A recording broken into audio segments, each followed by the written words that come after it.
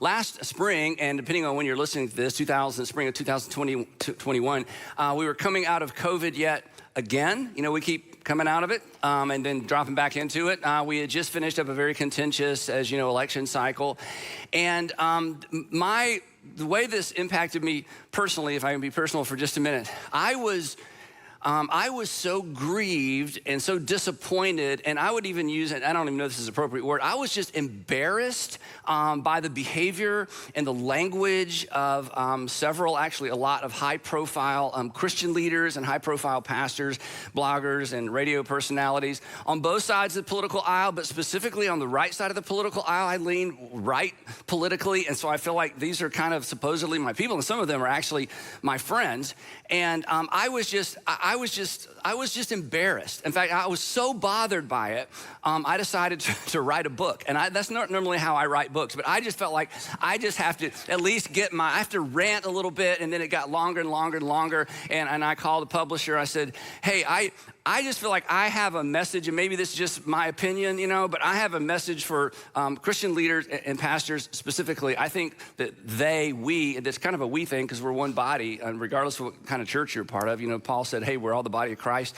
You know, if you slap me, I'm not going to have your hand arrested. I'm going to have all of you arrested, right? Because, the hand's part of the body. So this can't just be me pointing my finger. It's like, hey, we have the church has a problem. So anyway, the book came out this week. It's called Not In It to Win It. And I want to be super clear about this because I'm super sensitive to this. You do not, if you're part of one of our Atlanta area churches, our network of churches anywhere, you do not need to purchase this book. You do not need to buy this book. You do not need to read this book because for the past 2.5 years, you have lived the content of this book and you've modeled this. And we've talked just about everything that's in the book. We've talked about it. There's a few extra things in there, but for the most part, this is what we've been trying to do.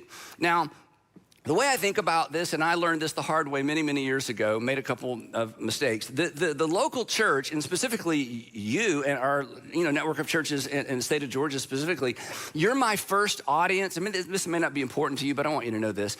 And my first audience, I am very careful never to say anything publicly or in media or in an interview that I haven't said here first. So sometimes people want to talk to me about a specific topic, and I think, you know what? I've never talked about that in church. No, I don't want to talk about that in media. So that's a really, really big deal to me. So what's in this book is basically stuff we've been talking about all along, and really you have modeled, and not just modeled for the Christian community, but for churches all over the country. A couple of weeks ago, we had 3,500 church leaders from all over the country and different parts of the world, and I just bragged on you. I said, hey, this is how we've managed the last 2.5 years, and it's not been perfect. Of course, we're not going to get it perfect, but we feel like we've stayed between the guardrails of what we've been called to do as a local church, a group of local churches, and specifically the marching orders given to us by our King. And in the areas that I feel like some church leaders and the churches messed up, Jesus was incredibly clear. I mean, there's some things Jesus said that we still haven't figured out exactly what he was talking about, but there's some things where he was so extraordinarily clear. So today and next weekend, I want to remind us of a couple of things that we need to be reminded of as a collection of local churches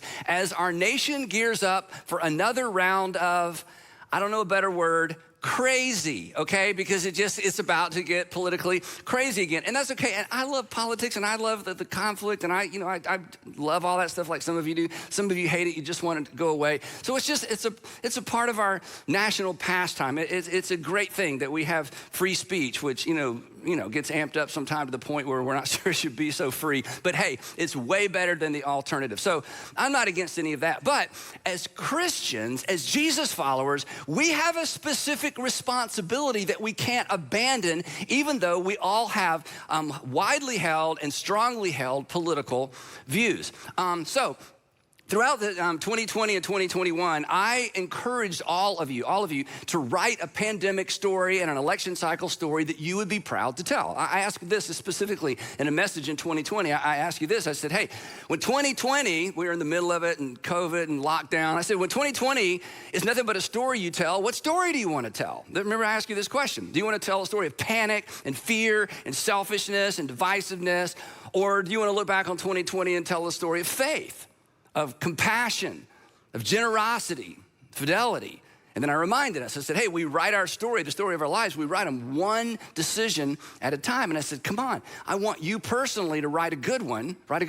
And I want us as a collection of churches in our city to write a good story. And I feel like you did.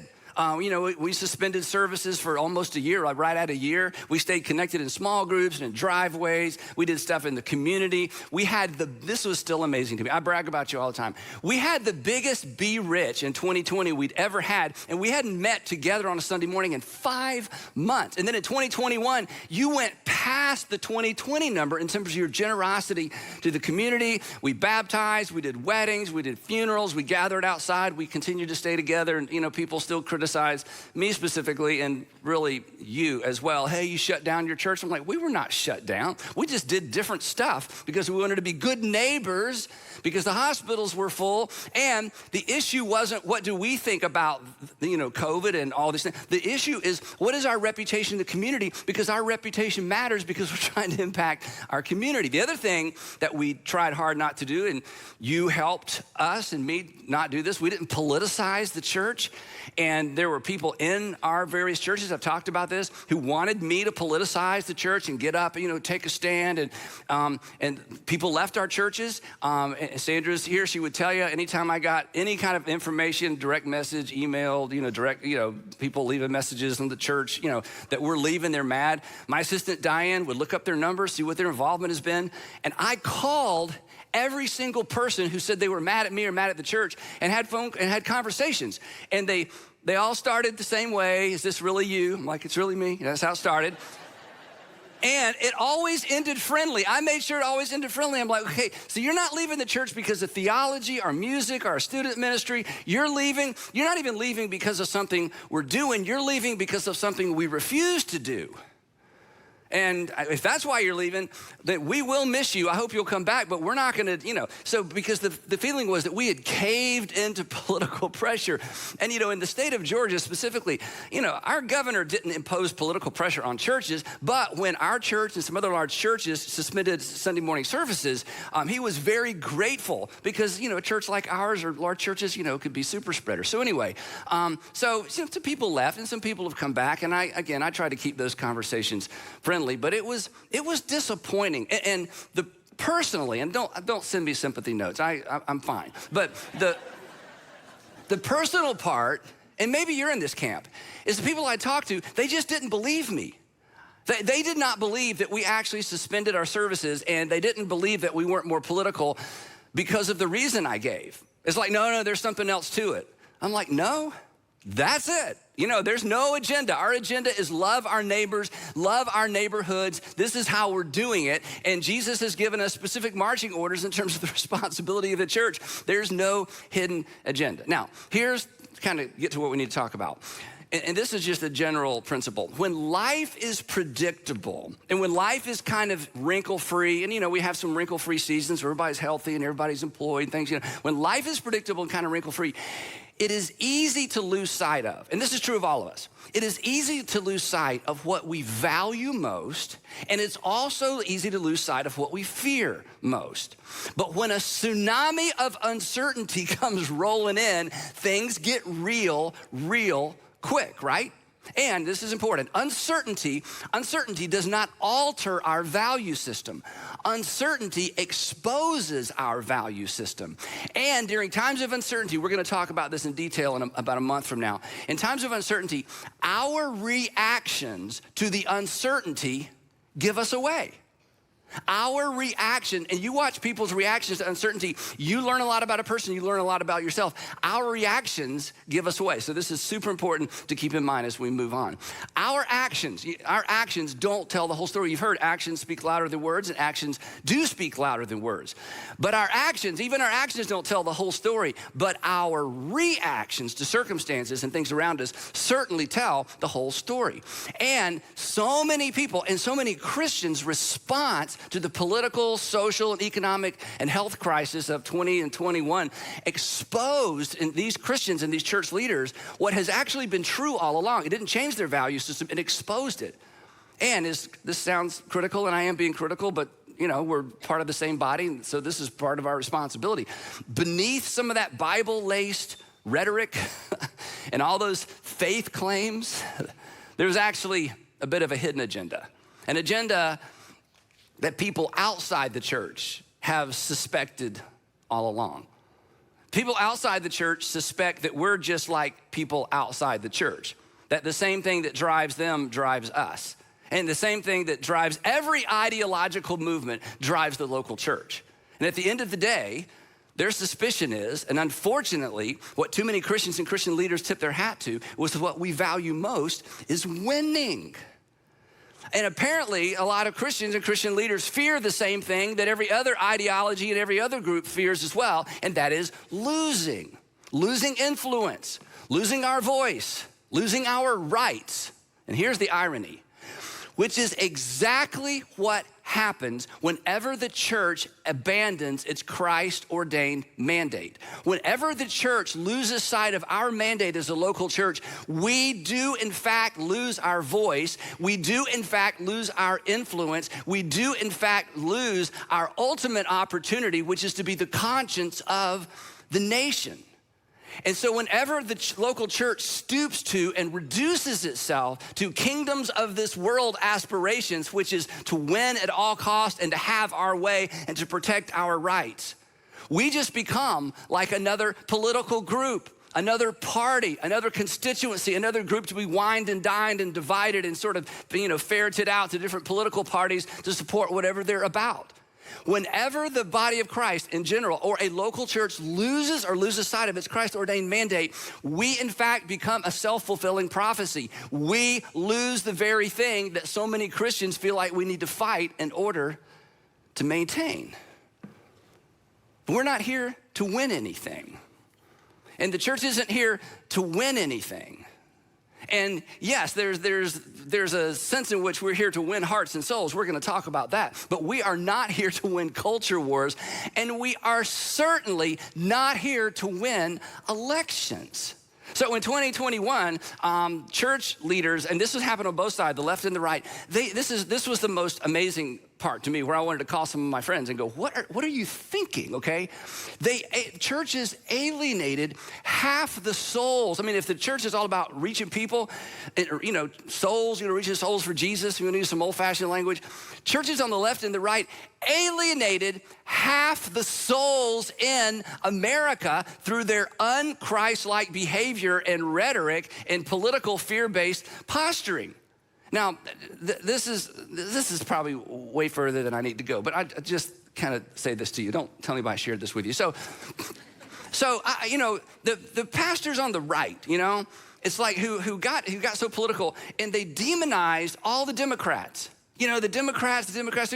And then the pastors on the left, demonized the people on the right and the Christians on the right and the pastors on the right. And I wanted to say to both, wait a minute. You guys on the right. So you think most of the Democrats are lost and going to hell. That's right. Well, doesn't that make them the mission field? And everything you're doing in your church says, we want to reach people for Christ, but you don't come. Then I want to go over to the left and say, wait a minute, because I've sat in these services before. And say, look, you think all the people on the right certainly aren't God followers and following Jesus. They're just playing a game and they're lost and going to hell. Well, aren't they the mission field? Well, look you are alienating half the people in America because of political views, and you're abandoning what Jesus has called the church to do and church to be. And consequently, we are divided. And the one thing, we'll talk about this a little bit next time, the one thing Jesus was most concerned about when it came to future church was not our theology or our music or how we baptized or how we did communion. It was unity. He said, the unity of my people is ultimately the essence or the message of people believing that I was actually sent from God. So the last couple of years, I feel like the church in general has missed an unprecedented opportunity to live and to react in contrast to the world around us. Too many Christians, and all of us to some extent are probably guilty of this. Me too, right? Too many of us did exactly, this is amazing, exactly what the Apostle Paul warned first century believers not to do. You ready for this? Now, if you think this is unrealistic for us, what I'm about to show you, You can't even imagine how unrealistic this was and sounded in the first century. He said this, do everything without grumbling or arguing. But wait a minute, that's un-American. A grumbling and arguing that's how you know I'm an American, by how I grumble and argue. I mean, how unpatriotic is this, do everything without? And the assumption behind this statement was there was something to grumble and to argue about. So Paul, I mean, come on, why not grumble and argue? Why not demand our way? What's the win in that? He says, well, I'm glad you asked. So that you may become blameless and pure, children of God without fault in a warped and crooked generation. So, kind of dial us back in here a second. We've all said this or thought this. Oh my gosh, what's happened to our country? What's happened to our country? You know, we're going the way of this, we're going the way of that. In other words, what you're saying, you just haven't used this word. You're like, oh my gosh, we're warped. You know what warped is? It's out of balance. It's out of balance. It's out of balance. So Paul says, look, if you're concerned about your warped generation or your warped community or your warped culture or this crooked generation, he says, hey church, I got some good news for you. You have the potential to make all the difference in your warped and crooked generation. But you're not gonna make any difference by grumbling and arguing with everybody else. If you grumble and argue with everybody else, people are gonna think you're just everybody else. And then he says this, and again, if we think this seems unrealistic, there's just no way to exaggerate how crazy this sounded in the first century. He said, if you get this right, then, this is amazing, then you will shine among them like stars in the sky. Then you will shine among them like stars in the sky. The contrast will be so apparent and the contrast will be so evident, people will stop and stare. Well, thanks to the last 2.5 years, for a variety of reasons, the church has lost some of its shine. And Christians we've lost some of our shine. And I say, we get it back. I say, we try to fix this. And it's not gonna be easy, but it's not complicated, because we gotta stop arguing and grumbling with one another. Because, you know, 2021, we argued and grumbled with one another. Christians argued and grumbled with state and local authorities, with their neighbors, and with their pastors. I heard from so many pastors, Andy, the people in my church have lost their minds. I'm like, I know, it's happening here in our city as well. And again, they said the same thing I said a minute ago. And they're saying, the people in my church are not mad at me for what I'm doing. They're mad at me for what I'm not doing that I've never done and don't plan to do. It's like they have some new gear they think that we're supposed to shift into because of what's happening in our country. I'm like, I get it, I understand. And it's our responsibility as church leaders and pastors to lead the way regardless of what it costs us along the way. To use Jesus' words, I mean, okay, Paul, he's one thing, here's Jesus. He says, we are to, he's talking to his first century followers, let our light shine before others that they may see something different, that there might be, see a differentiation, that there might be a contrast, that they may see our good deeds, not, imagine what we think on the inside, but see something on the outside and glorify our Father in heaven. Instead, we went to, so many pastors and churches went to war with state and local governments over their right to meet shoulder to shoulder in recirculated air during a pandemic. And you know what it left, and again, every state's different, every church is different. There's not a one size fits all. I got friends all over the country, handled this lots of different ways. But here's the problem. And here's where you got it right. Because you understand, we are committed to being an outward facing set and group of local churches. But the ones that decided, we got to get back at it, they left the impression, this is what just grieves me. They left the impression with people in the world that that the church would suffer irreversible harm.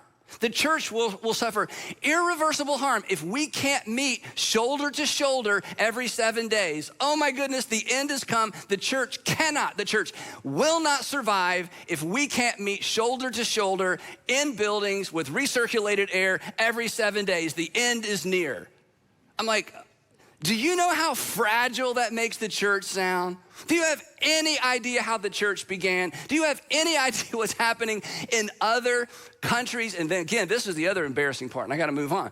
You know, all of a sudden, all this talk about, we're losing our religious liberty, and Christians in other countries are like, no, you're not.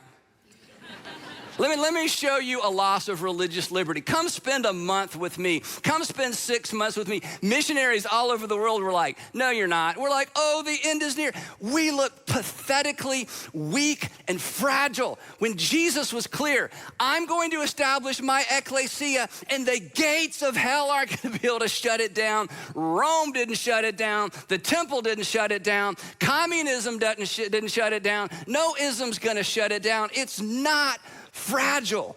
Quit freaking out and quit being so afraid and quit grabbing the sides of the canoe. If you've ever done whitewater canoeing, the last thing you want to do is grab the sides. What happens?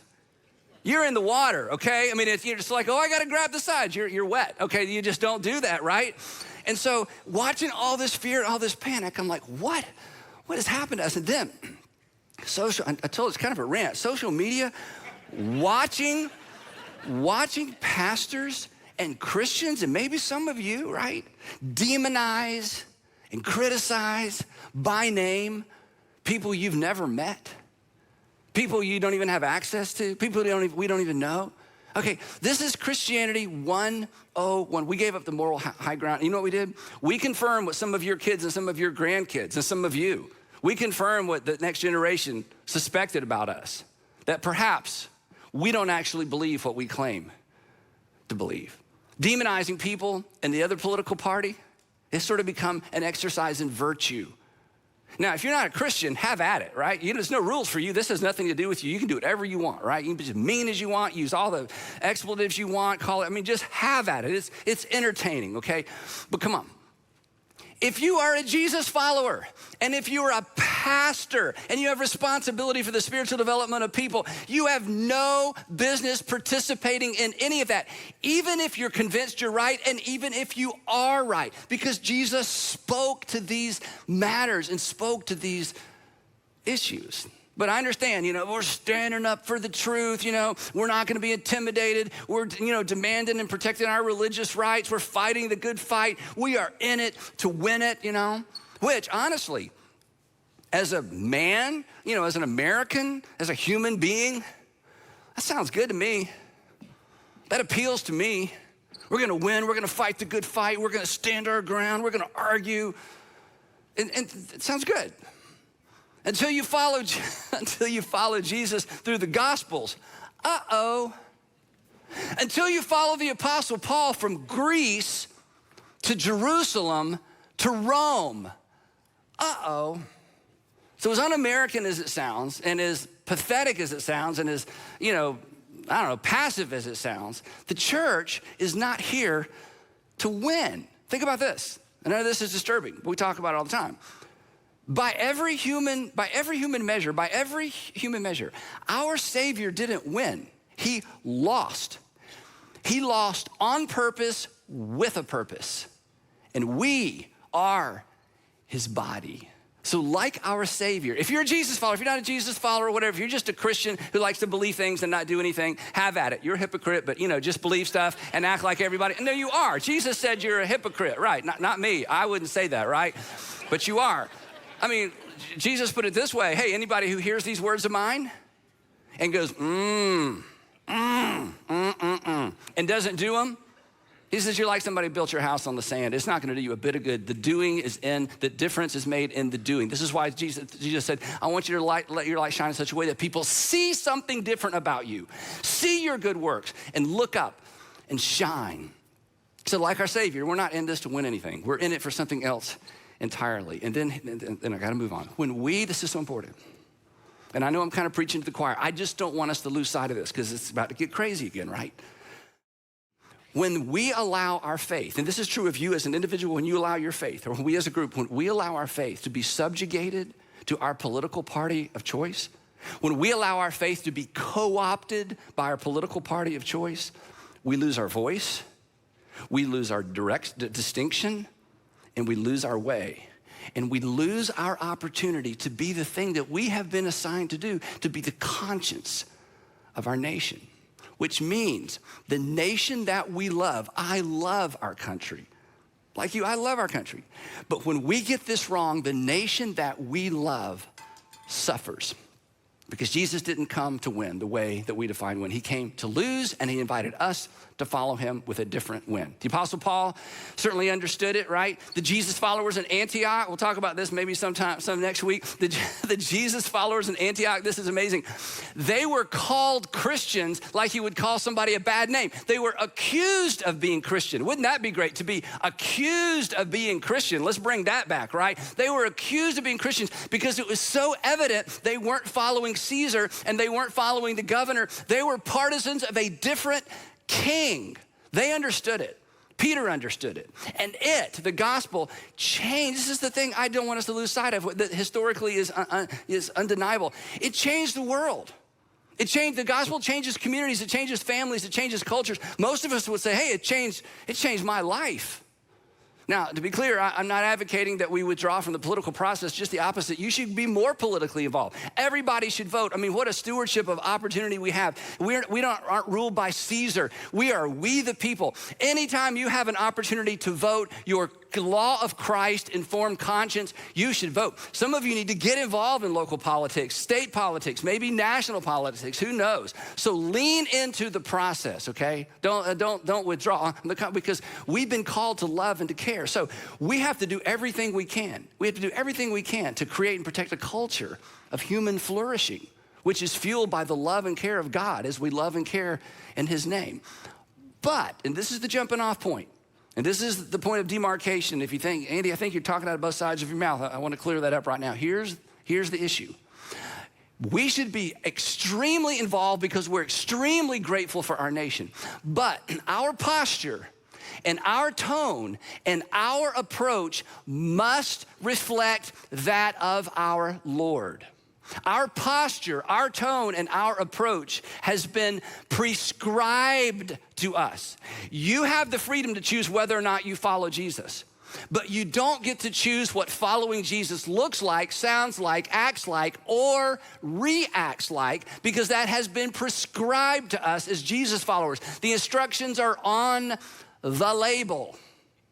Now, in his letter to Christians, the crazy church in Corinth, the Apostle Paul describes his win. He uses the word win, okay? He says there is a win, but it's not the win the way the world understands and kingdoms of this world defines win. He says there is a win, and he tells us what his strategy for winning is. Now, he's the ultimate church planner. He's doing the impossible job of going into Gentile pagan cultures and not just talking about Jesus, but asking them to abandon this is impossible to imagine. He's asking them to abandon their entire, not their religion, their entire world view.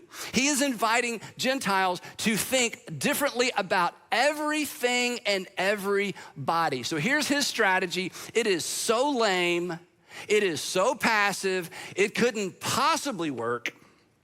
FYI, his lame ideas, along with Jesus' lame ideas and passive ideas and totally couldn't work ideas, shaped Western civilization. It's why every woman with a car should have a bumper sticker that says, I love Jesus, whether you are a Christian or not, because he elevated the dignity of every single woman, every single child, every single person. It shaped Western civilization. And how did he do it?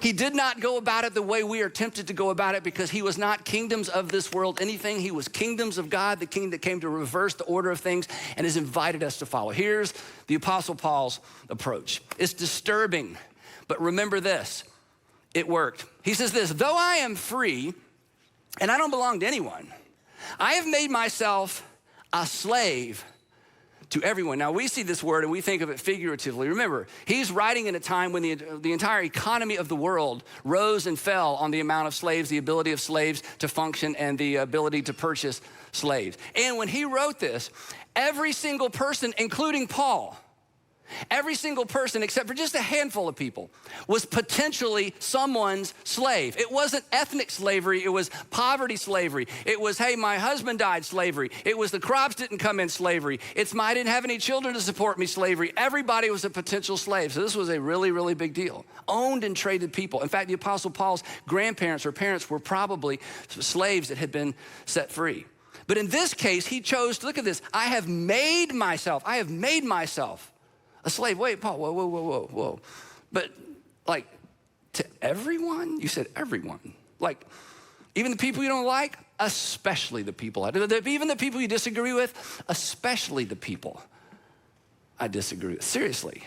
He decided to place himself under, to serve under, to go second. But he had an agenda. This wasn't just to be a nice guy, he had an agenda. He had an others first strategy and agenda that had been given to him by his king. Here's his agenda. Though I am free and belong to no one, I've made myself a slave to everyone to win. There's the win, as many as possible. So you're into winning. Yes, I am into winning. I'm into winning as many people as possible. And again, Paul's goal, it's impossible, was to win people away from a generationally ingrained worldview to a new way of seeing everything and everybody. How naive, how pathetic. I mean, what kind of strategy is that? Okay, let me get this straight, Paul. So this is your strategy. I mean, this is never gonna work. You are gonna submit to and serve people as a way of influencing people? Paul, dude, that's not gonna work. You can't influence people by serving and placing yourself under them. That didn't work it's not gonna work for you, and it didn't work for Jesus. Well, anyway, he continues. He says this. He says to the Jews, this is very confusing to us, to the Jews, I became like a Jew to when the Jews were like, Paul, dude, you are a Jew. What does this even mean? Okay, he's a Jew to us, he wasn't a Jew to him. In the first century, he wasn't a Jew. In the first century, he was a Hebrew from Tarsus. In the first century, Jesus was a Galilean from Galilee, from Nazareth specifically. In the first century, if you lived in Judea, you were considered a Judean or a Jew. So what he's saying is this, even though I'm from Tarsus, even though I was raised in a different culture, ultimately he ended up moving to Judea and he blended in with the Judeans who ran the temple. He said, when I'm around the Judeans who run the temple and have that very specific form of religion and very kind of buttoned up, he says, I've learned to play the game with them. He says this, to those under the law, I became like one under the law, though I myself am not technically under the law. But I can get along with people under the law. I can go along with that. Why? So as to win those under the law. To those who don't have the law, Gentiles, I became like one who didn't have the law, though I am not free from God's law. And then here's the kicker. Here's where suddenly his little story intersects with my story and your story. Though I am not free from God's law, what do you mean? You talking about Torah? No, let me be clear. But I am under, let's say this together, Christ's law. One more time, so let me get rid of the word Christ and go right to what it means. I'm under the law of a king. I'm under the law of God's final king, God's one and only anointed one. And my friend, if you consider yourself a Christian, you too are accountable to the law of Christ. And the law of Christ is very simple. You don't even need to write it down. There's not 10, there's just one. You are to love one another as God through Christ has loved you. You are to love the people around you. I'm to love the people around me the way that God through Christ loved me. That is the law of Christ. And Paul says, as I make my way into all these different cultures and interface with all these different people in order to win them over to a new way of seeing the world, I am under the law of God. I am under Christ's law. Here's why this is important. And Christ's law will determine my tone, my posture, and my approach. Christ's law, to love as God through Christ loved me, will determine my tone and my posture and my approach. I'm gonna love others as he loved me. I'm gonna one another, regardless of the political views of the one another's. I'm one anothering. Why, Paul? Oh, same reason. So as to win those not having the law. I said, come on, Paul, make up your mind. You just waffle, waffle, waffle. Whoever you're with, you're just a chameleon. You just blend in. Take a stand, man. Take a position. You can't stand in the middle. You got to be hot or cold. You can't be lukewarm. These are the kind of things that people threw at us pastors, 20 and 21. It's like, take a stand. You afraid, here's one. You afraid of losing followers? Like, no, if I was afraid of losing followers, I wouldn't take this stand. This is lonely in the middle. Nobody likes you, right? You get shot at from both sides. I learned that from Dr. King, By the way, he has a statue on the mall. The people who hated him, we don't even know their names. Just moving on. Anyway. So pastors who, I'm talking about the pastors who refuse to politicize, come on, the ecclesia of Jesus. A refusal to, take a political stand was viewed as not taking a stand, but we did take a stand. Our stand was simple. We're not going to politicize the ecclesia of Jesus. We're standing for the posture, the tone, and the approach prescribed to us. We don't get to make this part up. Prescribed to us by our King. We're standing against alienating half the people in the United States of America by siding with one political party over the other. We chose to stand with Jesus in the lonely, messy middle. Rather than capitulate to divisive, broad brush political talking points. Now, gotta move on. What he writes next is one of my favorite things in the whole New Testament. I mean, I would love to think that this informs my living, my life, the way we lead our churches. Here's what he says. This is basically his mission and strategy statement he gives us next. Here it is, ready? He says, I have become all things to all people. In other words, don't miss this. I have learned, and this is what we must all learn, and some of you are great at this, and some of you, this is difficult for you because your personality, your temperament, just the way you were raised, but this is an all skate. He says, I have learned to build and navigate relationships with people I have virtually nothing in common with.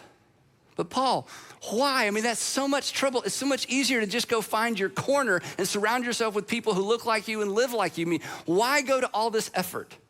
Here it is. He says, so that, I love this statement, so that by all possible means, whatever it takes, including being misunderstood, including being left out, including, in his case, being mistreated.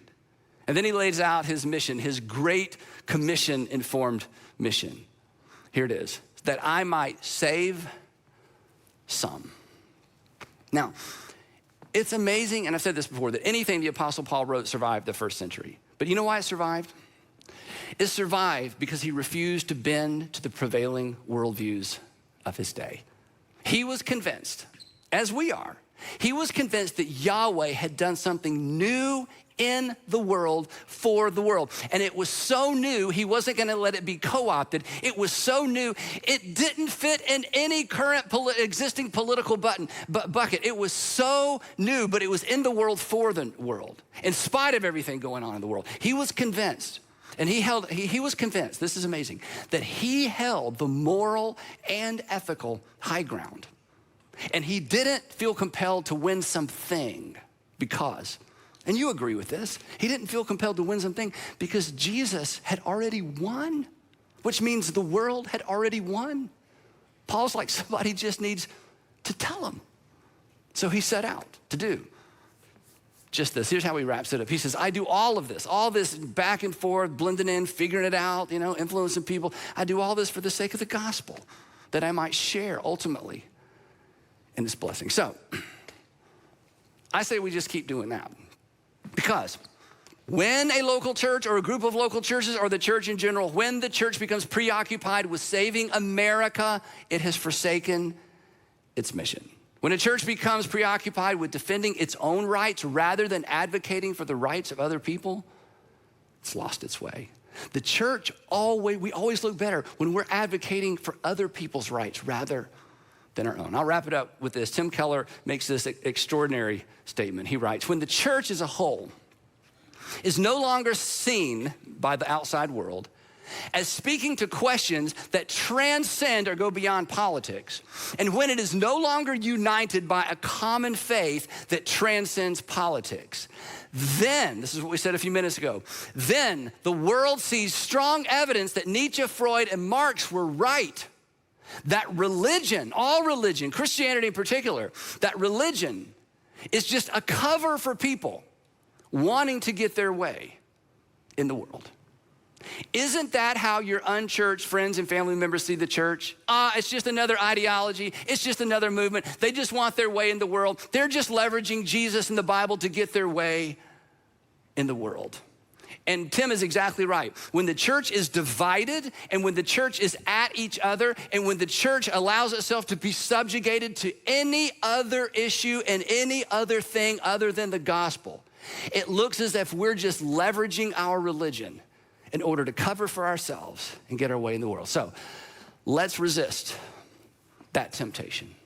Let's decide we're not gonna do that. Let's continue to decide we're not gonna do that. Every time you place your hand over your heart to say the Pledge of Allegiance, basically you advocate for what we're talking about. One nation under God. One nation, but one nation under God. God first. Our King first, because our ultimate allegiance is to the King, the better King. And here's the thing, and you know this because you've experienced it, whether you had words or put words around it or not. Our uncompromising devotion to our better King will ultimately make America a better nation. It will ultimately make the world a better, safer place. Our uncompromising devotion to our better King will ultimately make America a better nation and the world a better, safer place. And we know that, not because we're projecting into the future, but because that's what history actually attests to. Next week, we're gonna talk specifically about us and specifically what's next. So please don't miss part 2 of Not In It to Win It.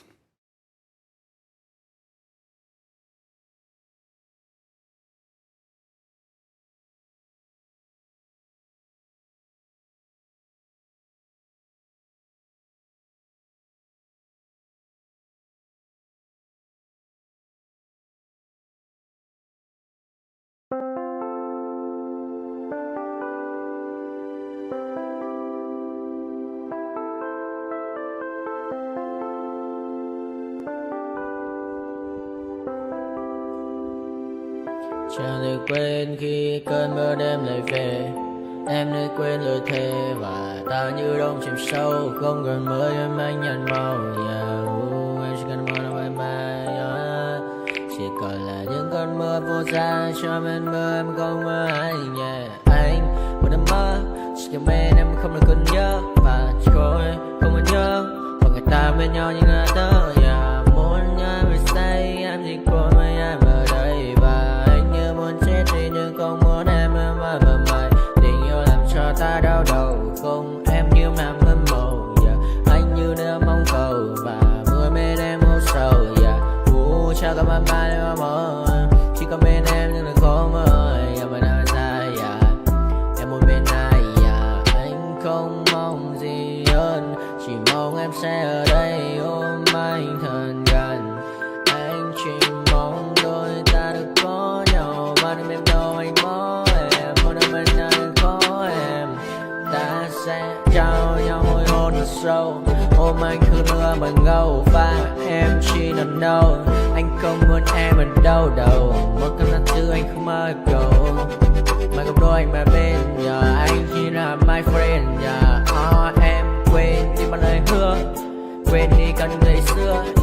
Anh như là muốn nhớ. Em không còn chưa. Mà đưa đêm ở đêm. Anh nhìn một đôi bằng kem. Không như là ba chỉ là thêm. Cho em nhiều hơn như là kem. Chỉ cần là mưa thôi. Em chỉ cần là mưa thôi. Còn ai sẽ là nắng rồi. Chẳng được quên khi cơn mưa đêm lại về. Em đã quên lời thề và ta như đông chìm sâu. Không còn mơ em mơ mày. Tình yêu làm cho ta đau đầu. Không em yêu mà mơ. Chỉ có bên em nhưng là khó mơ. Mà đang dài em một bên ai.